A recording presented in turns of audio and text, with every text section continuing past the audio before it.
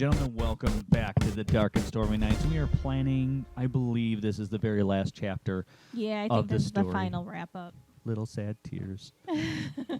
So, we just want to give closure, right? We want to tell what happens in the days, months, maybe even year or so after what happened, right? Right, so this is a point where we're going to wrap up some loose ends that have been kind of there through the whole story. So, one of which being the whole thing that these underground fae were fighting for, Right. which is representation, a seat at the table. So we have to kind of wrap up the fae witch, combine issues there. Nigel's promotion with the sorcerers. Potential, mini cliffhanger, peek into book 2 kind of thing. Sure, yeah. Some sort of Elliot taking the lead in the relationship with Lee or something like that, or Lee finally gets his retirement. Yeah. At least for now. Something like that. I'd like to maybe give a glimpse at the fae joining the hunters, maybe changing the way the whole thing works, right? So Okay, so like the other joining in as being bounty hunters and whatnot. yeah, and now it's not just about keeping the fae in line, but also when a human abuses a fae or something like that, they're Right. brought in, Okay. So this isn't one-sided Illegal anymore. use of magics and stuff like Yeah, that. yeah. I mean, because maybe the humans have always been doing shit like that. I mean, Right. so. Okay. But yeah, things like that. I don't know. Maybe we gloss over that the Fomorians have been rounded up and put to trial and stuff like that. Okay, but so we talked about like these few wrap ups that need to be said, but also you kind of had an interesting idea for who's going to be the one explaining all this. Yeah, I like the idea that maybe we open the scene with Esmeralda. Of course, she's always in her box. Right. So. But a bunch of fae children run into the room and gather around her. And so, Ezzy, tell us the rest of that story about Elliot and Shayla and Lee and the Combine and how we got here. Mm-hmm. And that's, she's maybe like, let me see, where did we leave off? And Yeah.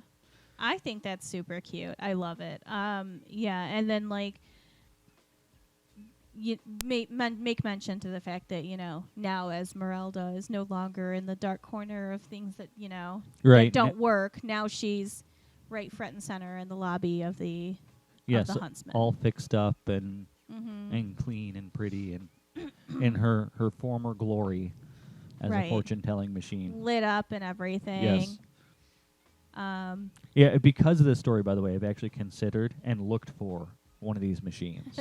I'm like, I might buy one of these. I don't know. Like, Are they insanely expensive? They're stupid expensive. So especially like any actual antique one, Yeah. So I was saying I might be able to make one, like an interactive digital one, but it wouldn't be like an automechanical or anything like that. Some of them are super creepy. Yeah. I mean, I have one model in particular, like the one from Big or whatever. Yeah. That like that's the one you think of. Yeah. That's what came to mind. That's not what it was called. That one wasn't the Amazing Esmeralda or the Astounding Esmeralda or anything. Mm-hmm. I forgot what that one was, but I know for a fact it wasn't the same. Yeah. The Zora? Oh, yeah. It was something like, I don't remember the exact, but it was Zor something. Yeah. So, yeah, I mean, there was definitely inspiration there, but I would make it into Esmeralda. Of course. So I really love that idea, having the fortune teller, telling the story. I think it's fantastic. Having like a glimpse of the fact that now there are, fae and witches and whatnot, werewolves, shifters, blah, blah, blah, all in the Huntsman. Like this is, a place that's for all of them now. Yeah. It's not the Sorcerer's Tower anymore. This is, it's a place where they're all represented. yeah. So I think that's great. Yeah, so maybe we go into a little bit of Nigel at the head of the council, ratifying some like equality doctrine or whatever Okay. with a new integrated council. So with witches and fae being represented here, Right. So a new age for the Combine. But a new age inevitably means a new threat. Now we know what the threat we originally planning was, but it might, I don't know, maybe we have her team up with a threat that's already here too, So Well, the other option, because we had, I think we initially talked about making it a fae sequel. right. The other option is a pissed off sorcerer about, somebody who's angry about the changes. Right. Maybe one of the ones that they locked up gets loose Yeah. or something to that extent. There's probably a lot of options there. But ultimately, I think that with all these changes, it would be the sorcerers, the old school sorcerers, who would be the ones who are upset. Well, that's what I'm thinking. There's two threats, Now, so you're going to have two types of threats when you do something like this. You have a mastermind threat, something that's intelligent, that is a problem. And then you have a physical threat, an army or a monster or something like that, So if you're going to do it like that, that's what So Annalise's mother, if she sent armies here, it's just a physical threat, The goal is to just destroy shit. It isn't an intelligent threat, Here's my thing with Annalise's mother. She was not maternal. So is she coming for, and truly, honor probably. yeah. Although, how honorable was it to send her daughter through, without her full support? Right. I don't know. Truly, you don't have to address anything specific in this. It just needs to be like a glimpse of what could be coming. Yeah, maybe we can use some of the fae to have like a premonition of something dark on the horizon.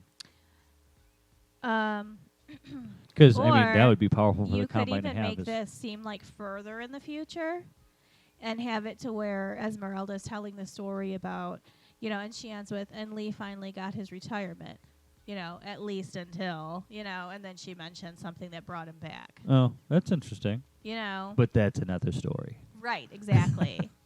Exactly. So, that gives you a little bit of a, wait, what's this, Right. but without actually giving any information. Okay, I like that. And honestly, you could throw anything in there and we could slip it in, you know? Like it could be something ridiculous. Yeah. Yeah, but if we go vague enough with it, then, we can just come in next time. And, okay. Are you going to address Shayla's mafia tendencies? What she does with her wolf pack? We can't, that's the weird thing, right? So Lee has always allowed some criminal element to exist in the Fae world. You don't allow Shayla to do things. She just kind of does them. Right. What the fuck are you going to do about it? You know what I'm saying? So I think that, I don't know. What does she do with her wolf empire, though? Well, did she only kicked the 3 out and kept the rest? Is that what it was? Yes, the 3 disloyal. Right, and she kept the rest of them. Yes. And the werewolf biker gang were already a criminal element. I'm not sure she's going to stop that. I don't think so either. I think she's going to make it worse. She lets the power go to her head. Yeah, like Elliot comes in and she's, talks to him like Marlon Brando. That's what I was trying to do with that with that one. What brings you to me today? Or like, come on, Shayla, stop. Shayla and Elliot are playing paintball, and she has like a paintball machine gun. Say hello to my little friend. Or it's like her and all the werewolves playing against him, and it's like, this isn't even fun.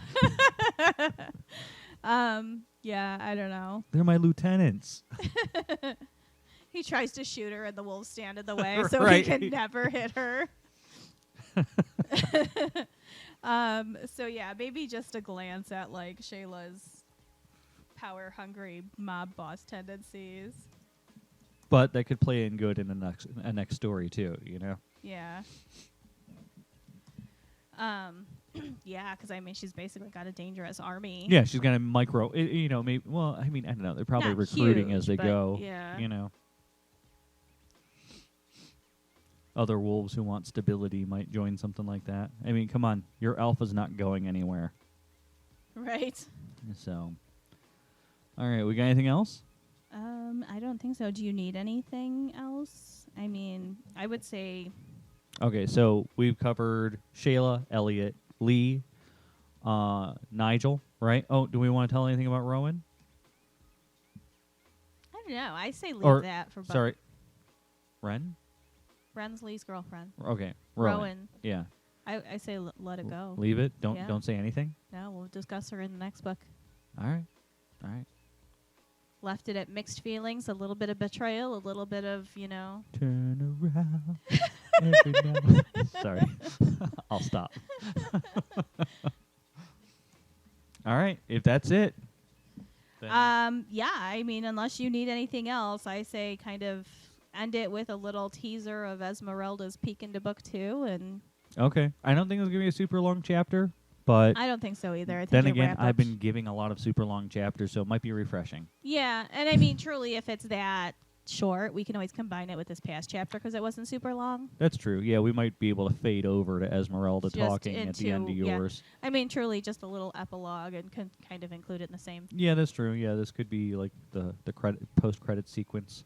Yeah. So we'll talk about the authors and how great they are, and then we'll go into the scene. Sounds good. All right.